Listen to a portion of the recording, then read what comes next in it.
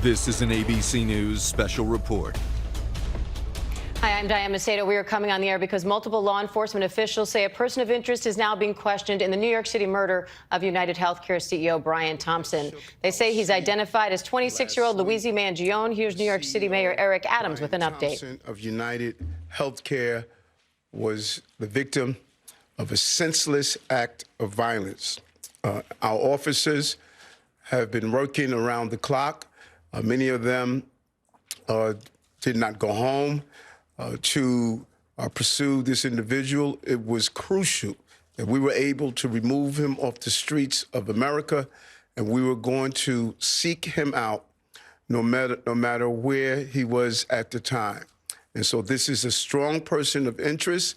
The police commissioner and chief of detectives will go over where we are right now in the investigation. He matches the description of the identification we've been looking for. He's also in possession of several items that we believe will connect him to this incident. How did we do it? Good old-fashioned police work. The chief of detectives and the police commissioner made the decision to release as much of a photo that we had at the time. We sent it across the country, and someone, a McDonald's employee, did something we ask every American to do. If you see something, say something, but most importantly, do something. And they did. And because of that, we believe we have a strong person of interest to deal with this case. I want to now turn it over to the police commissioner of the city of New York, Commissioner Tisch.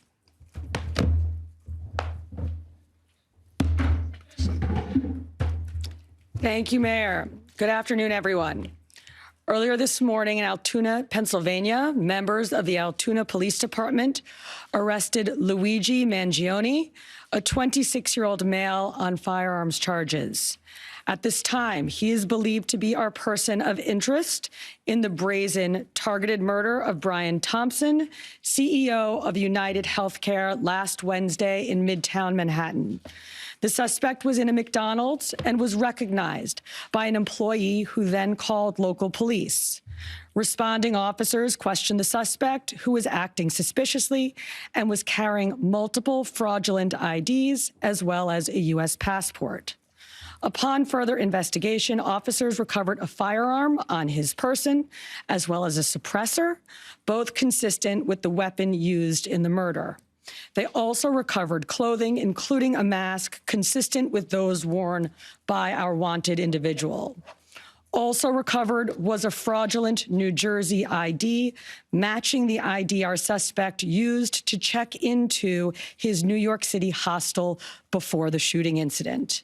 Additionally, officers recovered a handwritten document that speaks to both his motivation and mindset.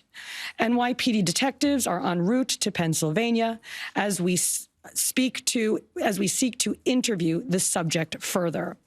This apprehension is thanks to the tireless work of the greatest detectives in the world, and of course, the strong relationships we have with our local law enforcement partners. On every level, local, state, and federal, we all serve the same public safety mission. And this case, which captured the attention of an entire nation, is another example of how connected we are and how important it is to work together, share information, and pursue every lead. For just over 5 days, our NYPD investigators combed through thousands of hours of video, followed up on hundreds of tips, and processed every bit of forensic evidence, DNA, fingerprints, IP addresses, and so much more to tighten the net. We deployed drones, canine units, and scuba divers. We leveraged the domain awareness system, Argus cameras, and conducted aviation canvasses. And our detectives also went door to door, interviewing potential witnesses and doing the good old-fashioned police work that our investigators are famous for. This combination of old-school detective work and new-age technology is what led to this result today. And we must also acknowledge the instrumental role the media and the public played in this case. The images that we shared with the public were spread far and wide, and the tips we received led to the recovery of crucial evidence. We should never underestimate the power of the public to be our eyes and our ears in these investigations. This is the third time in 3 weeks that a member of the public has seen something and said something and done something that led to a high-profile arrest. The triple stabbing homicide in Manhattan, the gunpoint robberies in Queens during which an NYPD officer was shot, and now this. Now, the case will continue through the criminal justice process. And while we are proud of today's accomplishment, we must, of course, remember that a family is in mourning. I want to again extend my sympathies to Brian's family, his co-workers, and all who knew him. Finally, I want to thank the women and men of the NYPD, especially our Detective Bureau personnel, with a strong assist from our intelligence analysts. We also thank the SAC of the FBI's Criminal Investigative Division, Leslie Rodriguez-Bekshies. And I want to commend the staff of the Manhattan DA's office, and especially DA Alvin Bragg. He has been working with us 24/7 on this case, and I am incredibly grateful for his partnership. I'll now pass it along to our great Chief of Detectives, Joe Kenny, who will provide additional information. Chief. Thank you, Commissioner. Good afternoon. As the Commissioner stated earlier, a male was taken into custody today in Altoona, Pennsylvania this morning. He has been identified as Luigi Nicholas Mangione. He's a male, 26 years old. He was born and raised in Maryland. We know he has ties to San Francisco, California, and his last known address was Honolulu, Hawaii. He has no prior arrest history in New York. Members of the NYPD Detective Bureau are currently traveling to Pennsylvania with members of the Manhattan District Attorney's Office to interview this subject. This case was brought to a successful conclusion based on the coordinated effort between numerous NYPD units, including the Intelligence and Counterterrorism Bureau, our federal partners at the FBI, the Manhattan District Attorney's Office, and of course, members of the Altoona Police Department in Pennsylvania.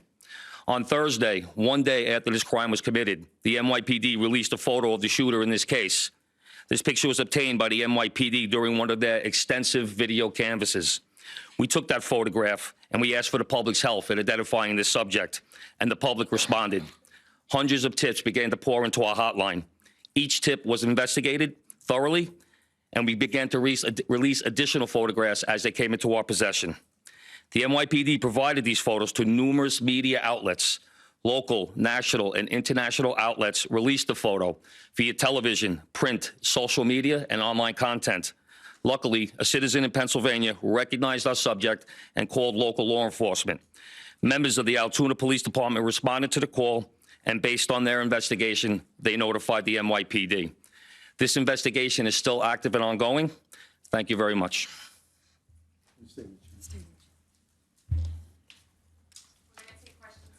Shooting first, and then we'll. Mark?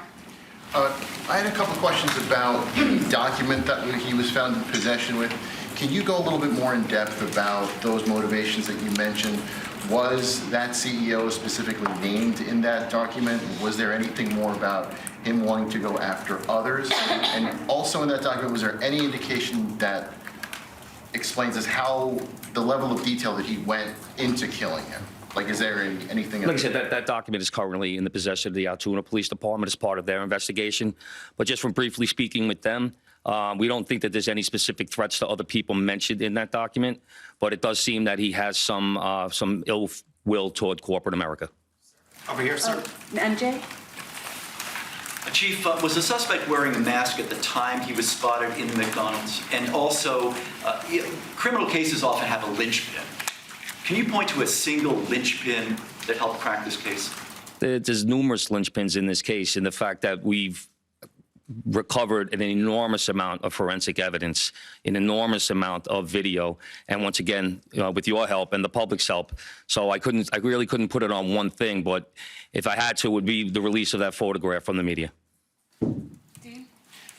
You said he had a passport on him. Do you believe he was trying to flee the country? And also, are you still looking for any evidence in Central Park in regards to the bike? We had divers in the water yesterday that came up negative results. The passport, we don't believe that he was planning on doing any traveling at this time. We don't think he, at this point in our investigation, we don't think he was trying to flee the country. The person at the McDonald's, were they buying food? What were they doing at that exact moment? He was an employee at the McDonald's. Right. But what was the suspect doing? He was sitting there eating. Will the suspect be brought back to New York and charged here, and when? We're going to have to work that out with the Manhattan District Attorney's Office in Altoona, Pennsylvania. He's going to be facing gun charges there, and at some point we'll work out through extradition to bring him back to New York to face charges here, working with the Manhattan District Attorney's Office. Hi, Anita from the New York Post. I was just hoping to get more details on the capture itself. Did he put up a fight? Did he say anything to cops? And we've also reported that he published online anti-health care industry rantings. Can you share with us some of the services that he posted on? We're still working through his social media. We're going to do a complete scrub of that. Preliminarily, like I said, he seems that he has some ill will toward corporate America, but that will all come out as part of our investigation. We're not done here. We're still going to be putting this together. We're still going to be working very hard to bring this to a successful conclusion. And the capture itself, did he put up a fight? Did he say anything to police? I don't have that information. Oh, sorry. Can you elaborate on how he got there, the path he took from Port Authority and on the George Washington Bridge to Altoona, PA? Same thing. This just happened this morning. We'll be working, backtracking his steps from New York to Altoona, Pennsylvania.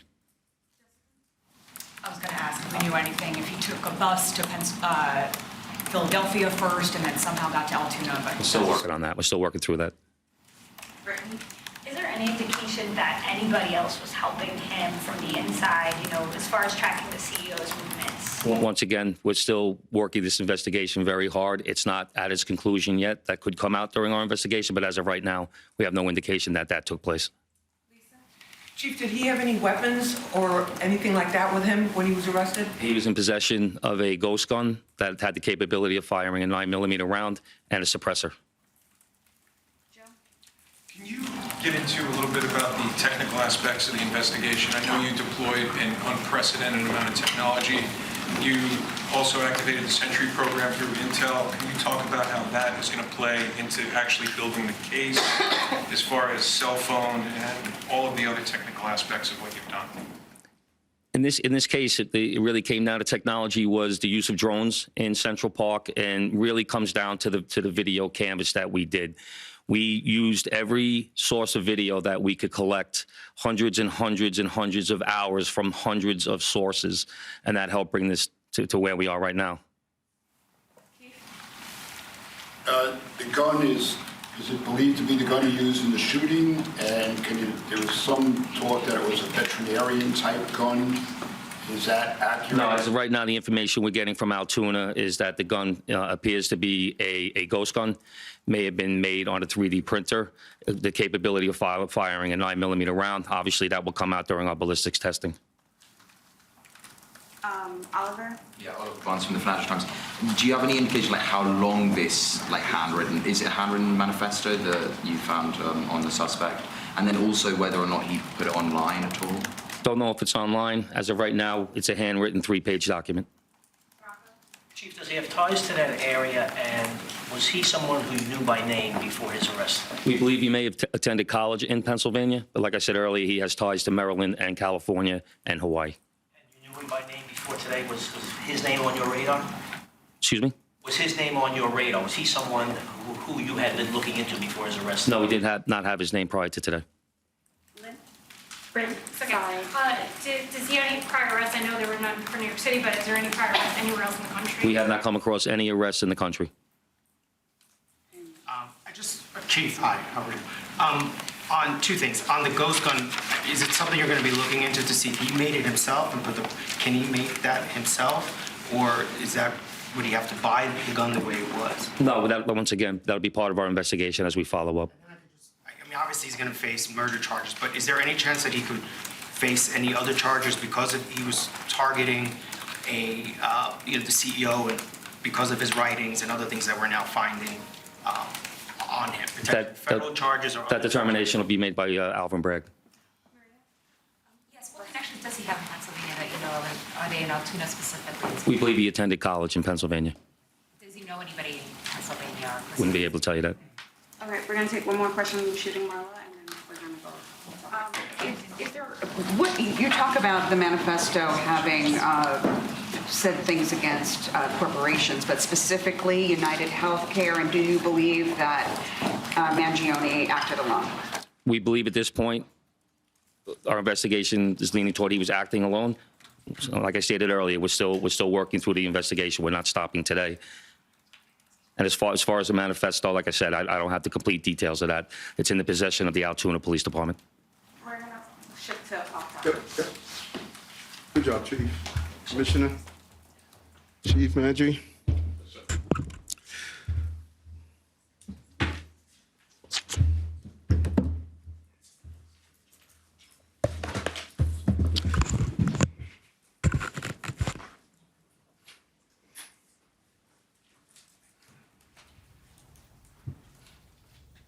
We've been listening there to New York City officials confirming a person of interest is now being questioned in the New York City murder of UnitedHealthcare CEO Brian Thompson. They say he's identified as 26-year-old Luigi Mangione. A nationwide manhunt has been underway since Thompson was shot and killed outside a New York City hotel on Wednesday. Now police are saying they're questioning Mangione in Altoona, Pennsylvania, saying, among other things, he was carrying fake IDs, a written document, and a gun similar to the one used in the assassination-style killing. I want to bring in ABC senior investigative correspondent Aaron Katursky, covering the story for us from the very beginning. Aaron, what do you make of what officials are saying here and how many things they found on Mangione's person? Authorities said they did not have his name, the name Luigi Mangione, before a heads-up McDonald's employee in Altoona, Pennsylvania, recognized him from images police had shared through the media around the world, and police credited that individual with recognizing the person, calling police, who were able to take him into custody, where he's now charged on gun offenses. He had a 9mm ghost gun capable of firing a 9mm round, similar to the murder weapon in the Brian Thompson case. The authorities credited good old-fashioned police work with getting that image out from the countless hours of surveillance footage from 60,000 surveillance cameras in New York City, and then the heads-up member of the public who called it in. But until that moment, Diane, they did not know who their suspect was. And Aaron, what more can you tell us about the fake IDs they say this person of interest had on him, and this written document they're saying may speak to motivation here? These writings are described as having some kind of ill will toward corporate America, according to the chief of detectives, Joe Kenny. I can tell you from several law enforcement sources that they speak of anger and frustration toward the insurance industry, and may give the authorities some window into Luigi Mangione's alleged motivation. The ID was fake. A New Jersey ID that was very similar to the fake ID the suspect used to check into a hostel on Manhattan's Upper West Side. And those clues give police confidence that this is their guy. All thanks, they say, to someone seeing something and saying something. And I want to bring in our former FBI agent, ABC News contributor Brad Garrett. Brad, they're calling this a strong person of interest. What do you think that says for where this investigation's heading? I think they appear to really have the right guy. And I'll tell you one thing quickly. What typically is the downfall of defendants is keeping things that attach them to a case. The gun, the manifesto, and those things are going to be critical to prosecuting him. And so that's really, it just is unbelievable and consistent with other cases, in particular in these high-profile cases where it's clearly cause-driven. We don't know exactly what that means, but he clearly was on a mission. So, Brad, what are you watching for next now? What questions need to be answered to advance this now? So the key is, will he talk to NYPD when they get there to really break down motivation, where the weapon came from? In other words, everything they can get from him that links him to this case.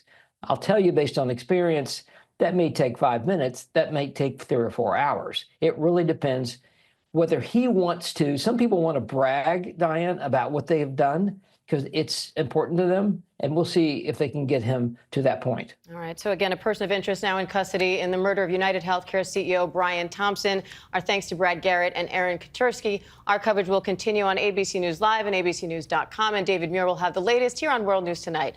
I'm Diane Macedo in New York. Have a great day.